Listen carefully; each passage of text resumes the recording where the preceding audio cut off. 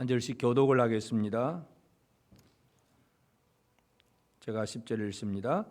내 피의 어머니는 물가에 심겨진 포도나무 같아서 물이 많음으로 열매가 많고 가지가 무성하며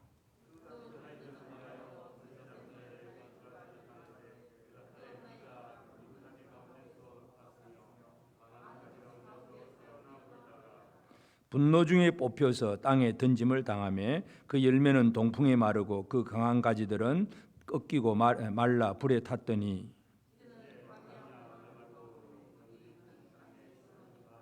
같이 읽읍시다. 불이 그 가지 중 하나에서부터 나와 그 열매를 태우니 권세 잡은 자의 규가 될 만한 강한 가지가 없도다 하라. 이것이 애가라. 후에도 애가가 되리라. 아멘. 우리 하나님의 은혜가 이제 2023년 새해 첫 주일 예배드리는 모든 성도들에게 가득하기를 바랍니다. 우리 옆 사람에게 한번 새해 인사를 한번 나누겠습니다. 새해 복 많이 받으세요.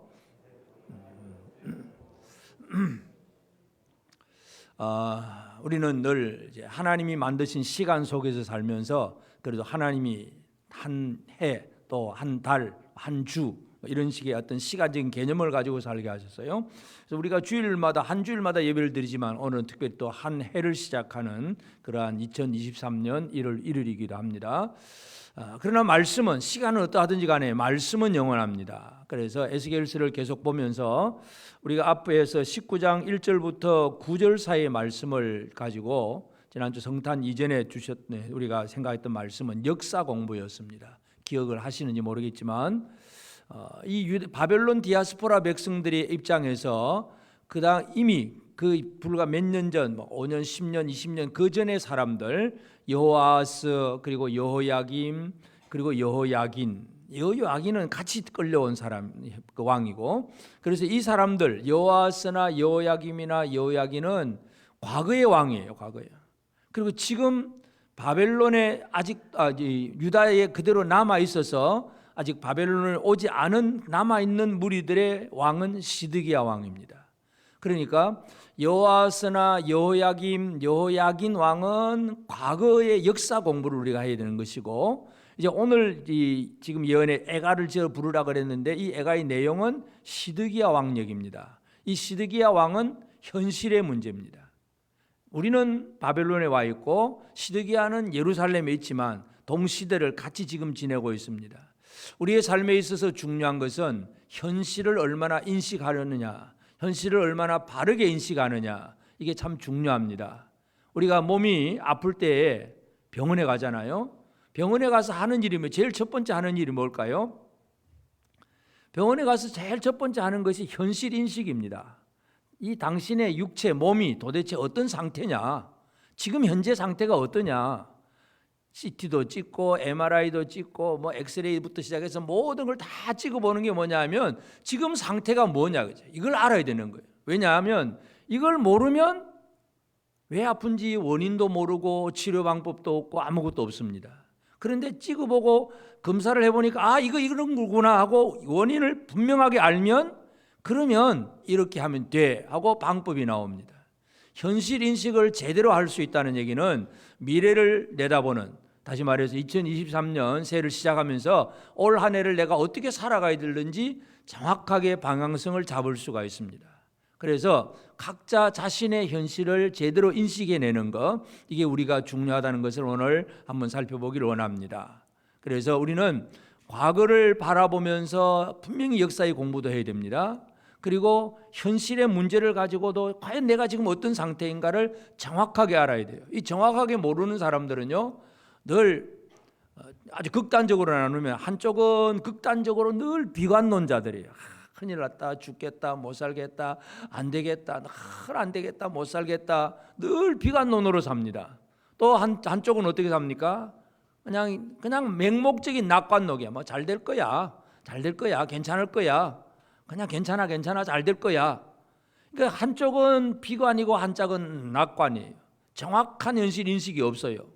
그래서 오늘 우리에게 중요한 것은 우리 자신들의 삶의 현실이 어떠한가, 겉으로 드러난 내 어떤 육신의 처지와 형편, 육체의 건강 부분, 경제적인 어려움, 아니면 우리 청년들은 뭐 취업이냐 결혼이냐 막 이런 문제 가지고 스트레스를 받으면서 내가 힘들다 어렵다 참 죽겠다 늘 이런 식으로만 살고 있다면 아직도 현실을 잘 모르는 거예요. 구원받은 성도들의 삶의 현실은 육신적인 이 땅을 살아가는 사람들과 동시대 같이 살고 있지만은 뭔가 다르다는 것을 우리가 생각을 할 필요가 있습니다.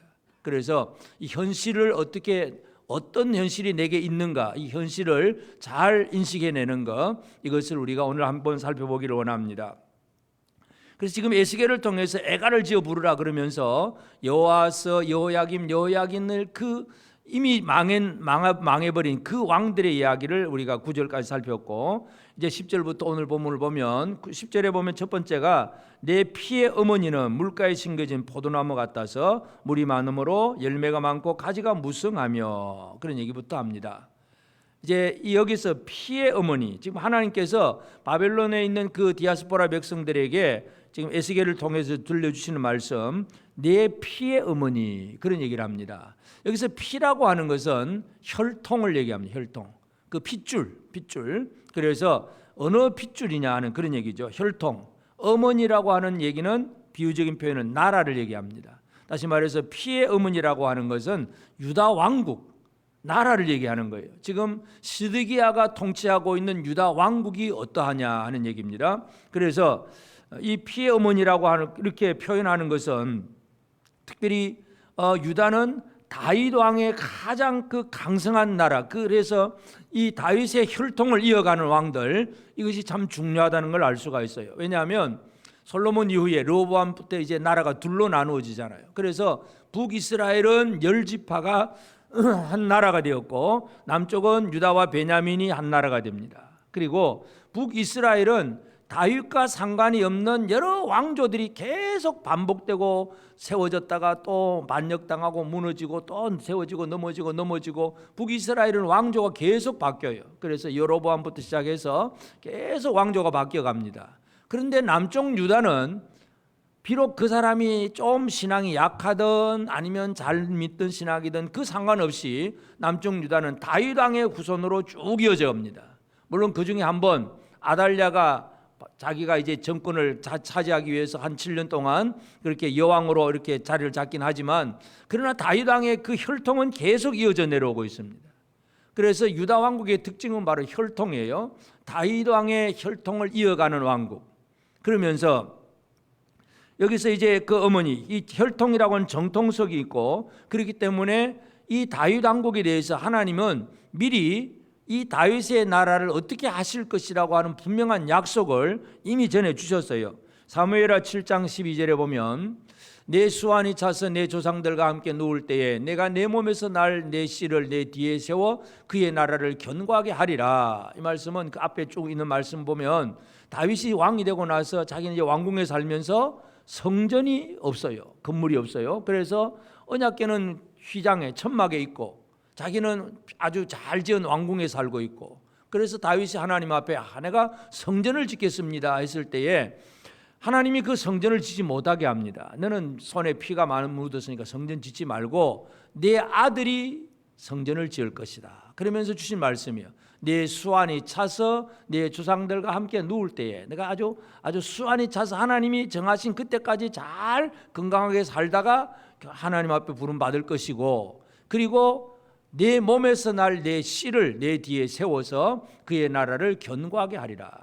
다윗은 건물 성전을 지으려고 했지만 하나님은 다윗의 가문, 다윗의 왕조, 다윗의 그 집, 다윗의 집을 견고하게 세워주겠다고 그렇게 약속을 합니다. 그렇기 때문에 유다 왕들 중에서 좀 불신의 왕들도 있고 뭔가 문제가 있었어도 계속해서 유다 왕의 그 혈통이 지금 시드기야까지 이어지고 있는 거예요. 전에도 말씀드렸지만 그 앞에 아하스 왕이라든지 므낫세 왕이라든지 이런 왕들은 진짜 악한 왕들이에요.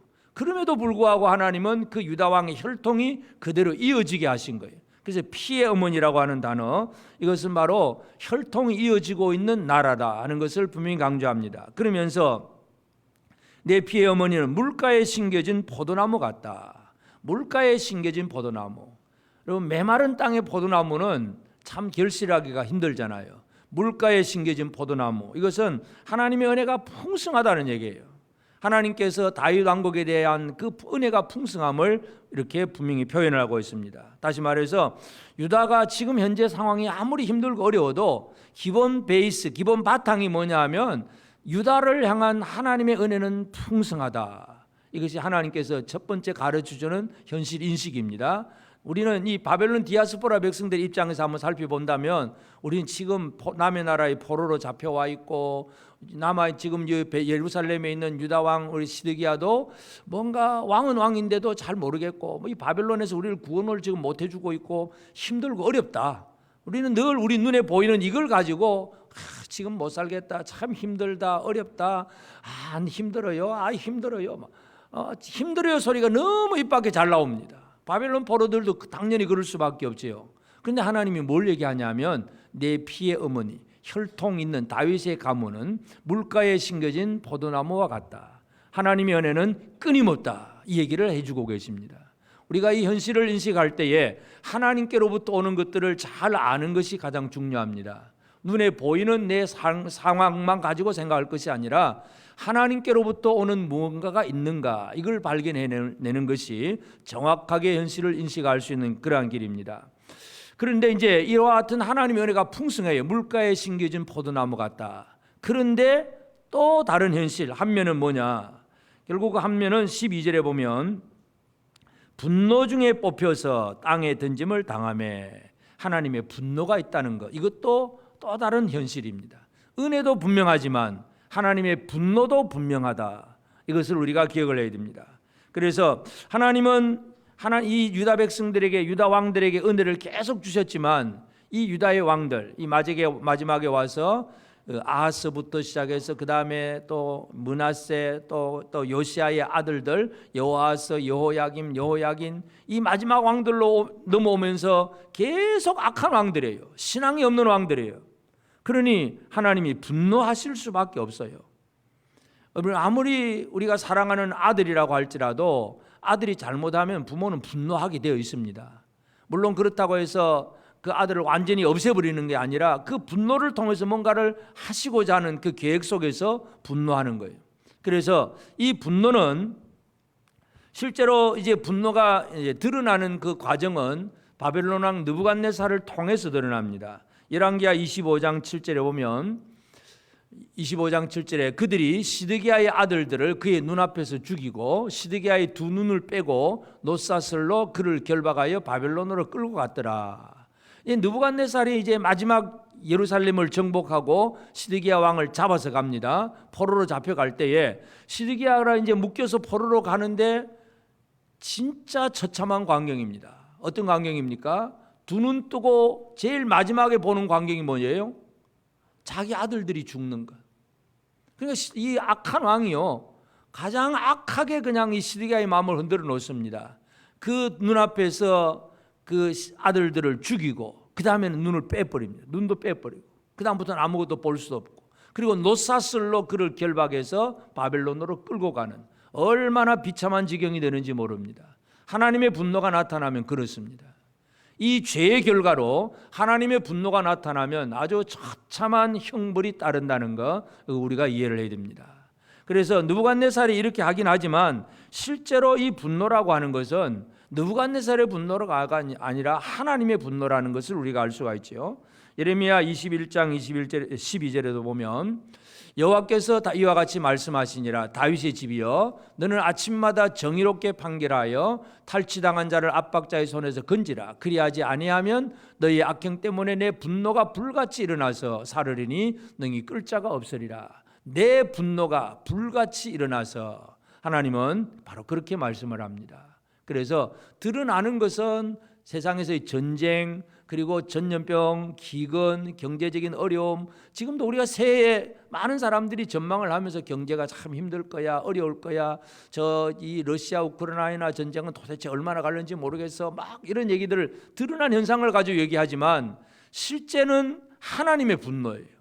그래서 오늘 우리는 이 현실 속에서 전쟁이다, 기근이다, 경제적으로 힘들다, 어렵다, 눈에 보이는 현상만 가지고 볼 것이 아니라 이 온 세상을 통치하시는 하나님이 어떤 마음을 품고 계시는가를 이해해야 됩니다. 그래서 지금 바벨론 디아스포라 백성들에게 하나님께서 어떤 현실을 인식시켜 주느냐? 기본적인 바탕은 주의 은혜입니다. 피의 어머니가 물가에 심겨진 포도나무 같다. 그러나 지금 당장에 나타난 현실은 뭡니까? 그들의 범죄로 말미암아, 그들의 이 범죄로 말미암아 하나님의 분노를 사고 있다. 그들의 교만한 죄로 말미암아 하나님의 분노를 사고 있다는 것을 분명히 강조합니다. 그래서 그 분노를 사고 있기 때문에, 그래서 그 다음에 마지막 14절에 보면 불이 그 가지 중 하나에서부터 나와 그 열매를 태우니 권세 잡은 자의 규가 될 만한 강한 가지가 없도다. 권세 잡은 자의 규가 될 만한 강한 가지가 없다. 이 강한 이 규가 된다. 이 규라고 하는 것은 왕의 손에 잡고 있는 그 지휘봉 같은 거예요. 군대 장관들이 이제 이렇게 이 조그마한 막대기 지휘봉 같은 거 하나 잡고 있는 이 규입니다. 왕의 규. 이제 이거는 얼마나 진짜 아주 강하고 아름다운 그 권세를 드러내는 것인데, 그런데 하나님 뭐라고 얘기하느냐? 그 시드기야에 대한 예언이에요. 시드기야 왕에 대한 얘기. 그는 권세 잡은 자의 규가 될 만한 강한 가지가 없다. 이제는 왕이 끊어졌다 이거죠. 이제는 왕이 끊어졌다. 강한 왕이 끊어졌다. 다윗 왕의 가문이 끊어져 버렸다고 하는 것을 하나님께서 분명히 선포하십니다. 그래서 이 현실을 잘 이해를 해야 됩니다. 시드기야에 대해서 바벨론 디아스포라 사람들의 입장에서는 지금 우리는 비록 바벨론에 와 있지만 저 예루살렘에 있는 시드기야는 그래도 우리나라 왕인데, 좀 시드기야가 좀 힘을 내고 뭔가 좀 잘해서 우리를 다시 이끌어내어서 우리 고국으로 다시 되돌아가게 해주시면 얼마나 좋을까. 지금 시드기야에 대한 기대감은 품고 있는 거예요. 그런데 하나님의 선포는 뭡니까? 기대감 접으라는 얘기입니다. 그런 유다 왕에 대한 그 기대감을 접어라. 기본 바탕은 피의 어머니 유다 왕의 하나님 주신 은혜가 분명했었지만, 그러나 죄의 결과로 하나님의 분노가 분명하기 때문에 이제는 그 왕을 통해서 구원이 이루어질 것 같은 그런 기대감, 그 기대감은 접어라, 그 말씀이에요.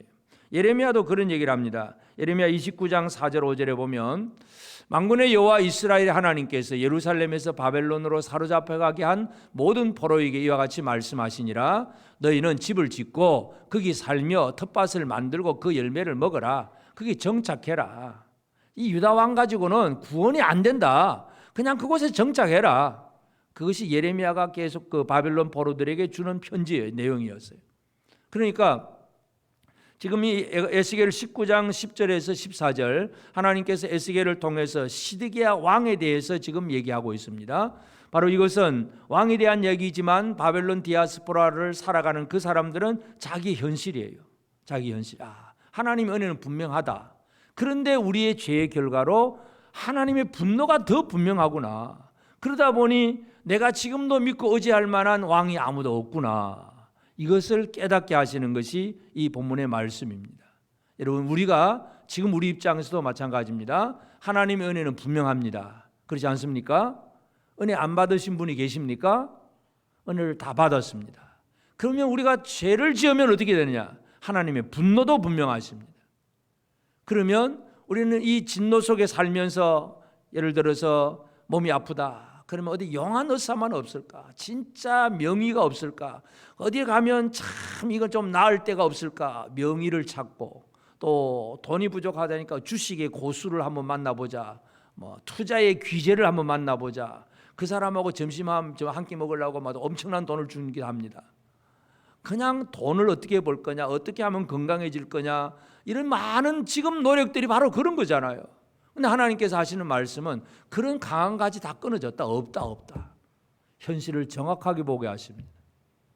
여러분, 우리는 우리의 현실을 정확하게 알아야 됩니다. 하나님의 은혜는 분명합니다.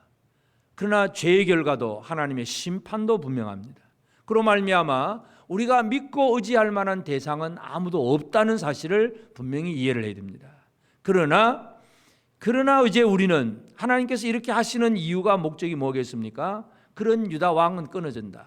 그러나 다시금 회복될 길이 있다는 걸 이제 에스겔 후반부에서 지금 강조를 해주게 되는데, 이제 우리가 이건 다 아는 얘기니까 우리의 현실 속에서 우리가 이 땅에서 진짜 하나님의 은혜 가운데 살아갈 수 있게 하시는 유일한 길은 예수 그리스도다 하는 것을 우리가 알게 됩니다. 그래서 우리가 믿는 예수 그리스도는 우리의 현실을 진짜 의미 있게, 가치 있게, 생명 있게 살게 하시는 우리의 그러한 현실을 만들어내시는 분이 바로 예수 그리스도입니다.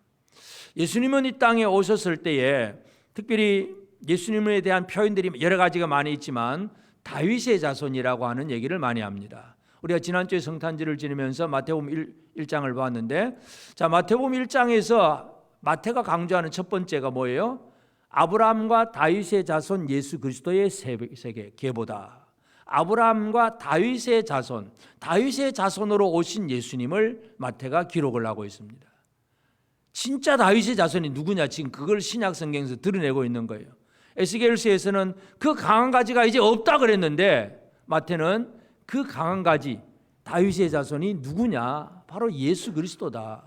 그래서 이제 이 예수님의 나타나심에 대해서 많은 사람들이 그런 표현을 하기도 합니다. 어떤 소경들이 또 이렇게 예수님의 어떤 표적 행하시는 것을 보고 예수님 앞에 눈 좀 뜨게 해달라고 호소를 하면서 마태복음 9장 27절에 보면 예수께서 거기에서 떠나가실 새 두 맹인이 따라오며 소리질러 이르되 다윗의 자손이여 우리를 불쌍히 여기소서.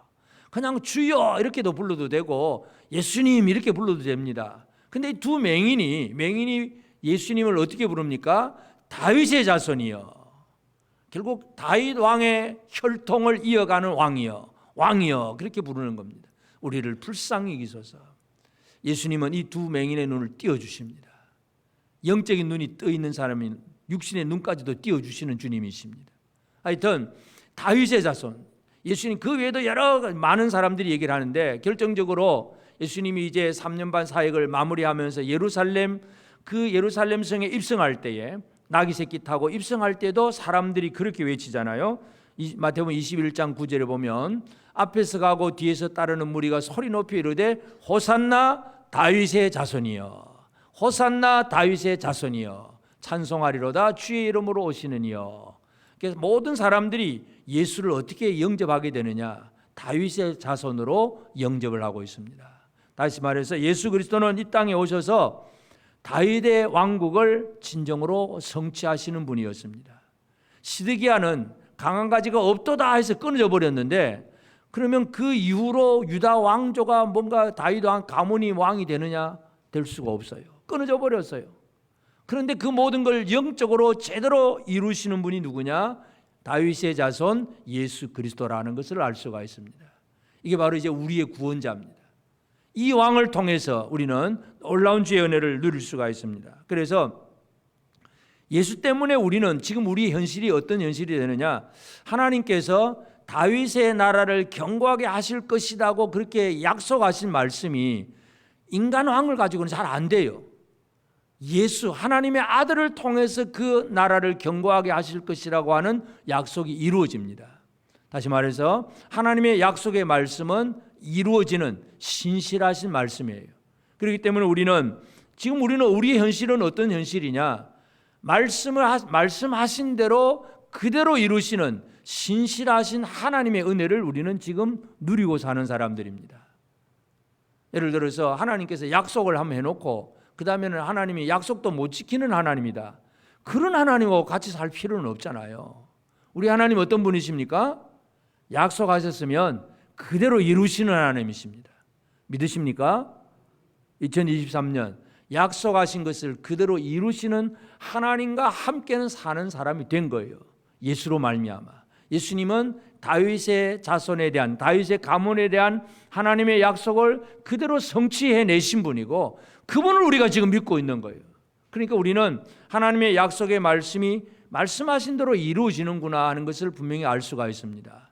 우리의 현실이 지금 아무리 힘들고 어려워도 우리 현실의 첫 번째 중요한 것, 내가 믿는 예수로 말미암아 나는 신실하신 말씀을 제대로 이루시는 그 하나님의 은혜를 누리고 사는 사람이 되었습니다.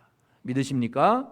이게 얼마나 큰 복인지 모릅니다. 새해 아침 첫 주일 나는 하나님의 약속이 그대로 다 이루어지는 그 신실하신 하나님의 은혜 가운데 사는 사람이 되었다는 사실을 확신하시기를 바랍니다. 아멘. 그리고 우리는 예수는 이 땅에 오셔서 어떤 일을 하셨느냐? 하나님의 분노를 그치게 하시는 일을 하셨습니다. 우리는 여전히 죄악 가운데 있는 사람이에요. 우리도 시드기 하나 별반 다를 바가 없는 사람들입니다. 그러면 결국 하나님의 분노를 우리는 해결할 길이 없는 사람들이에요. 예수님이 이 땅에 오셔서 하신 일이 뭐냐? 하나님의 분노를 막아내는 일입니다. 하나님의 분노가 사람에게는 저주로 나타나는데 갈라디아서 3장 13절에 보면 그리스도께서 우리를 위하여 저주를 받은 바 되사 율법의 저주에서 우리를 속량하셨으니 기록된 바 나무에 달린 자마다 저주 아래 있는 자라 하였습니다. 우리를 위해서 대신 저주를 받으셨어요. 예수님이 십자가에 달려서 저주를 받으심으로 그 저주가 우리에게서는 떠나가 버린 거예요. 누군가 나를 위해서 대신 희생당하심으로 그 분노가 그 대신 당한 자에게 쏟아짐으로 내가 죽지 않고 살아남아 있는 거예요.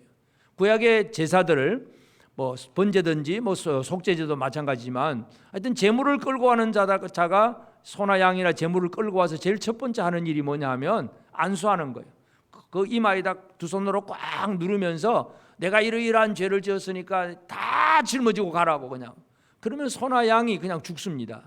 그러면 소나 양이 죽음으로 이 사람은 사함을 받는 거예요. 그 원리를 하나님께서 말씀해 주셨는데 예수 그리스도의 십자가는 하나님의 분노를 막아내는 너무나 중요한 일이었습니다. 여러분, 우리는 하나님의 분노를 제대로 막아내는 예수 안에 살고 있음을 믿으시길 바랍니다.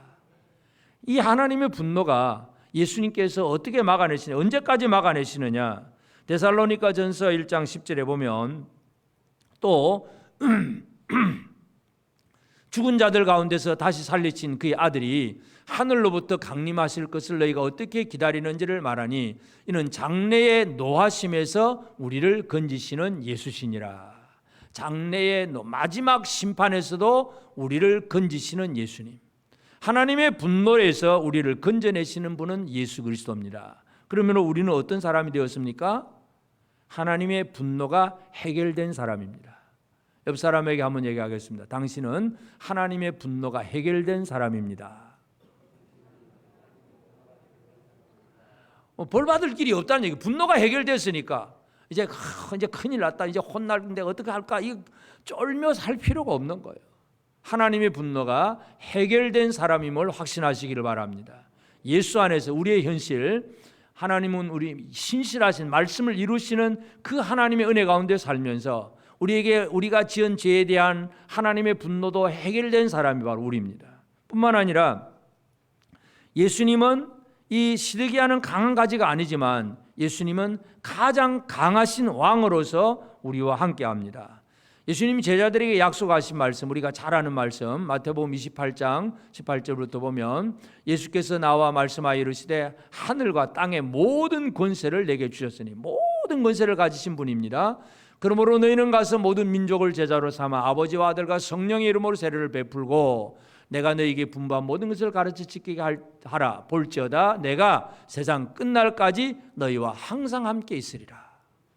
강한 가지, 하늘과 땅의 모든 권세를 가지신 예수님이 너희와 항상 함께 있으리라, 이렇게 말씀을 하고 계십니다. 우리가 바로 그런 사람이 되었습니다. 믿으십니까? 우리가 어떤 사람, 우리의 현실이 뭐냐? 그러면 건강 문제, 사회적인 문제, 이런 여러 가지 조건들을 얘기하지만 우리의 현실 속에서 하나님의 은혜를 우리가 어떻게 잊고 사느냐를 제대로 아는 것이 중요합니다. 그래서 우리는 어떤 사람이냐? 가장 강한 하늘과 땅의 권세를 가진 그분과 함께하는 사람이 되었음을 믿으시길 바랍니다. 우리나라에서는 실세 그러면 대통령과 가까운 사람, 그 정도로 얘기하면 그 사람 권력의 실세다, 그렇게 얘기를 할 수 있잖아요. 근데 대통령 정도가 아니에요. 하늘과 땅의 모든 권세를 가진 그분이 우리와 함께 하십니다. 이게 우리 현실이에요. 여러분, 우리 현실을 제대로 파악하시기를 바랍니다. 그냥 우리 현실 그러면 내가 나이가 몇 살이고 소득은 어떻고 건강은 어떻고 이런 어떤 조건들만 가지고 생각을 합니다. 그러나 진짜 우리 현실은 그보다 더 중요한 것, 하나님 예수 그리스도 안에서 우리는 지금 어떤 사람이 되었는가 하는 문제예요. 우리는 말씀을 그대로 이루시는 하나님과 함께하는 사람입니다. 하나님의 분노가 해결된 사람입니다. 가장 강하신 예수 그리스도와 함께하는 사람이 되었습니다. 믿으십니까? 2023년 우리의 현실은 우리 눈에 보이는 겉으로 보이는 것 가지고는 이런저런 많은 할 얘기도 있겠지만 진짜 현실은 주님 때문에 우리는 하나님의 은혜 속에 살고 있다는 사실을 이것을 기억을 해야 됩니다. 그러므로 이제 오늘 우리는 이 현실을 제대로 알고 현실을 그대로 인식하고 여기에 합당한 생활을 살아내는 것이 이제 우리가 해야 할 일입니다. 그래서 첫 번째 우리는 하나님 나라 백성으로서 제대로 사는 것이 중요합니다. 예수 그리스도가 온 세상을 통치하시고 우리는 주님과 함께하는 사람이에요. 예수님이 이 땅에 오셔서 열심히 사역에 가신 게 뭐냐 하면 하나님 나라를 선포하셨어요. 누가복음 8장 1절에 보면 그 후에 예수께서 각 성과 마을에 두루 다니시며 하나님의 나라를 선포하시며 그 복음을 전하실 때 12제자가 함께하였고 하나님의 나라를 선포했어요. 그러니까 예수님은 하나님 나라를 세우기 위해서 이 땅에 오신 거예요. 우리는 그 하나님 나라 백성이 되었습니다. 그래서 이 성령으로 귀신을 쫓아내고는 너희 안에 이미 하나님의 나라가 임하였느니라 주님도 그렇게도 말씀을 하셨고, 그래서 우리는 어떤 사람이냐 하면 이미 우리 안에는 하나님의 나라가 임한 사람입니다. 그리고 마지막에 저 천국 영원한 하나님 나라에 또 우리는 들어가려고 지금도 준비하고 있는 사람들입니다. 그러니까 우리가 한마디로 우리는 어떤 사람이냐? 하나님 나라 백성입니다.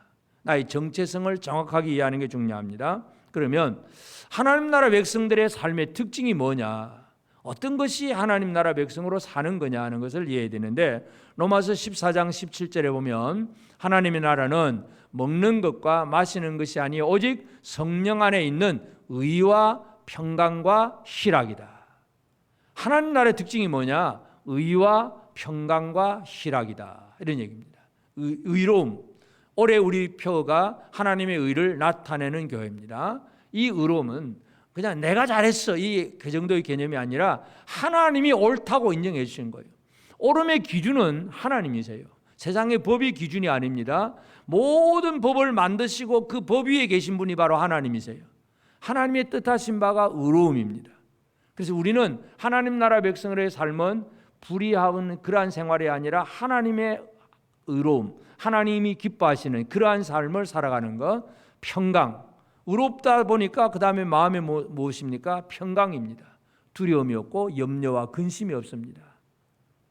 예수를 믿으면서도 여러 가지 우리가 어떤 조건들 속에서 그런 일들이 벌어질 수도 있긴 하겠지만, 진짜 제대로 된 믿음은 두려움과 염려, 불안, 그것이 우울증이 되고 막 이런 식의 생활을 살아갈 수가 없는 거예요. 진짜 하나님의 의로움이 우리 안에 거하시면 우리는 평강의 생활을 살아갈 수 있습니다. 예수님께서 늘 강조하는 것도 평안할지어다. 평안. 여러분 평안하시기를 바랍니다. 염려가 이 마음속에 두려움과 염려와 근심이 자리 잡지 않는 평강의 생활, 의와 평강, 그리고 세 번째가 희락, 기쁨의 생활이에요. 힘들어도 아무리 어려워도 항상 기뻐하라. 사도 바울은 데살로니가 교회를 향해서 그 얘기하잖아요. 데살로니가 교회는 많은 반대와 핍박을 받는 교회예요. 힘들어요. 예수 믿는 믿음 지키기 위해서 많은 어려움을 겪어요. 그래도 항상 기뻐하라 그래요. 항상. 여러분 항상 기뻐하시겠습니까? 2023년 항상 기뻐하는 해가 되기를 바랍니다. 건강을 잃어버리든 경제적으로 힘들든 자녀가 속을 썩이든 어떤 문제가 우리에게 다가오든 기쁨을 잃어버리지 않는 성도들이 되어지기를 주의 이름으로 축복합니다. 이게 하나님 나라 백성이에요. 하나님 나라 백성은 의와 평강과 희락으로 살아갑니다.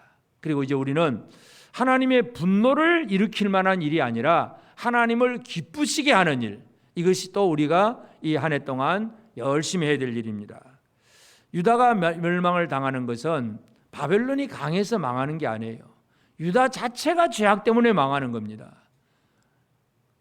이 코로나가 강해서 죽는 게 아니에요. 왜 죽습니까? 어떤 사람은 코로나를 걸려도 안 죽습니다. 어떤 분은 또 죽습니다. 왜 그렇습니까? 같은 코로나인데 문제는 나한테 있는 거예요. 내가 이겨낼 면역이 있느냐? 와도 얼마든지 이겨나갈 수가 있습니다. 면역이 없으면 그냥 당하는 거예요. 문제는 외부에 있는 것이 아니라 내부에 있다는 사실을 기억을 해야 됩니다. 중국 사람들이 만리장성을 쌓았잖아요. 그죠? 저 북쪽 오랑캐를 막아내기 위해서 만리장성을 얼마나 높이 크게 길게 쌓았는지 우주에서도 보일 만한 만리장성을 쌓았습니다. 그래서 모든 이 북쪽에서 내려오는 그 대적들을 막아내려고 큰 성벽을 쌓아두었는데 아무 소용이 없어요. 왜 그럴까요? 외부의 문제가 아니라 내부의 문제예요. 침입하는 적군들이요, 간단해. 성문을 지키는 그 문지기들에게 뇌물 주고 그들을 잘 꼬드겨 가지고 문만 열게 만들면 돼. 그럼 만리장성은 아무 소용이 없는 거예요. 여러분, 문제는 외부가 아니라 내부라고 하는 사실을 기억하시길 바랍니다. 다른 사람 때문에가 아니에요. 내 때문에. 내 안에 뭔가가 문제가 있어서 이 문제가 발생하는 거예요. 그래서 내 안에서 진짜 하나님 앞에서 바르게 살아가는 것, 내 안에 불신, 교만, 이런 것들이 들어오면 유다가 망하는 거예요. 이러한 것들이 들어오지 않도록 우리 안에 무엇으로 무장해야 되느냐? 한마디로 믿음으로 무장해야 됩니다. 이 믿음이 제대로 무장될 때에 우리는 하나님을 기쁘시게 하는 사람이 될 수가 있습니다. 히브리서 11장 6절에 보면 믿음이 없이는 하나님을 기쁘시게 하지 못하나니 하나님께 나아가는 자는 반드시 그가 계신 것과 또한 그가 자기를 찾는 자들에게 상 주시는 이심을 믿어야 할지니라. 에녹은 하나님을 기쁘시게 하는 믿음을 가진 사람이었습니다. 믿음 아니면 하나님을 기쁘시게 할 수가 없어요. 우리가 세상에서 아무리 많은 제물을 드리고 유대인들이 막 엄청난 안식일마다 제물을 드리고 그러잖아요. 근데 이사야 1장에 보면 어떻게 합니까? 그 많은 제물 무슨 소용이 있느냐? 성전 마당만 밟을 뿐이다. 아무 의미가 없다는 얘기예요. 하나님이 원하시는 것은 믿음입니다. 새해 2023년 하나님께서 여러분에게 원하시는 것 다른 거 없습니다. 헌금 많이 해라, 또 사역 많이 해라, 열심히 해라. 이건 우리 목사가 그냥 여러분들에게 하는 얘기고, 하나님이 원하시는 것은 뭘까요? 여러분에게 믿음을 요구하십니다. 하나님의 보내신 자 예수 그리스도 아들을 네가 믿느냐 안 믿느냐, 하나님이 원하시는 것은 바로 그것입니다. 하나님이 보내신 자 예수 그리스도를 믿음으로 영접하는 것, 이것이 하나님을 기쁘시게 하는 사람이에요. 에녹이 하나님의 말씀을 믿으니까, 이 세상을 멸망시킬 것이라고 하는 하나님 말씀 믿으니까 1000년 전에 아들을 낳으면서도 무드셀라라고 짓고 계속해서 사람들에게 이 세상은 망할 거니까 바르게 살아라, 믿음으로 살아라 늘 강조하는 사람이 에녹이었어요. 근데 에녹의 말을 듣는 사람이 아무도 없어요. 노아 8식구 그밖에 없었어요. 참 믿음을 가진다는 게 쉽지 않습니다. 여러분, 이 시대를 살아가면서 하나님이 우리에게 원하시는 것은 바로 믿음입니다. 믿음이 하나님을 기쁘시게 합니다. 옆 사람에게 한번 얘기해 봅시다. 당신의 믿음이 하나님을 기쁘시게 합니다. 하나님이 원하시는 것 다른 게 아니고 믿음입니다. 하나님의 분노가 아니라 하나님을 기쁘시게 하는 일을 우리가 해야 되고, 그리고 이제 우리는 가장 강하신 왕 예수 안에서 우리가 살아가는 사람이 되었습니다. 그러므로 우리는 예수 안에서 평강을 누리는 그런 삶을 살아야 됩니다. 요한복음 16장 33절에 보면 이것을 너희에게 이르는 것은 너희로 내 안에서 평안을 누리게 하려 함이라. 세상에서는 너희가 환난을 당하나 담대하라, 내가 세상을 이겼노라. 예수 그리스도는 세상을 이기신 분이에요. 그래서 제자들에게 담대하라고 분명히 얘기를 합니다. 그러면 이제 세상을 향한 담대함이 뭐냐? 이 담대함으로 살아가는 삶의 특징은 내가 어떤 어려운 문제에서 내 스스로 흔들리지도 않는다 하는 그런 얘기도 되겠지만, 담대함을 가지고 뭔가를 또 해나가는 사람이 될 수가 있습니다. 어떤 사람이 될 수 있느냐? 사도행전 27장 24절 25절을 보면 바울아 두려워하지 말라, 네가 가이사 앞에 서야 하겠고 또 하나님께서 너와 함께 항해하는 자를 다 내게 주셨다 하였으니 그러므로 여러분이여 안심하라, 나는 내게 말씀하신 그대로 되리라고 하나님을 믿노라. 사도행전 27장은 사도 바울이 이제 로마로 죄수의 몸으로 로마로 가는 과정에서 배를 타고 갑니다. 지중해 바다를 배 타고 갈 때 하나님께서 유라굴로 풍랑을 일으킵니다. 그래서 한 2주간 동안 풍랑 속에서 모든 사람들이, 여러분 바다에서 하루도 몇 시간 정도도 아니라 2주간 동안을 그렇게 했으니 얼마나 사람들이 낙심이 되겠습니까? 하루 이틀도 아니고. 그래서 배에 있는 물건 다 버리고 이제는 죽었구나, 어떻게 살까, 막 유서 쓰고 아마 다 했을 거예요. 열심히 뭔가 부르짖어도 소용도 없어요. 그런데 하나님께서 바울에게 나타나셔서 말씀합니다. 네가 가이사 앞에 서야 될 것이다. 로마 황제 앞에 서야 될 것이고, 그래서 또 하나님께서 너와 함께 하신다는 분명한 메시지를 줍니다. 바울은 하나님의 그 말씀을 들은 거예요. 주님의 말씀을 들었어요. 그래서 지금 그 혼돈 속에 죽어가는 그 막 절망과 낭망 속에 있는 사람들을 향해서 여러분이여 안심하라. 나는 내게 말씀하신 그대로 되리라고 하나님을 믿노라. 하나님을 믿는 믿음.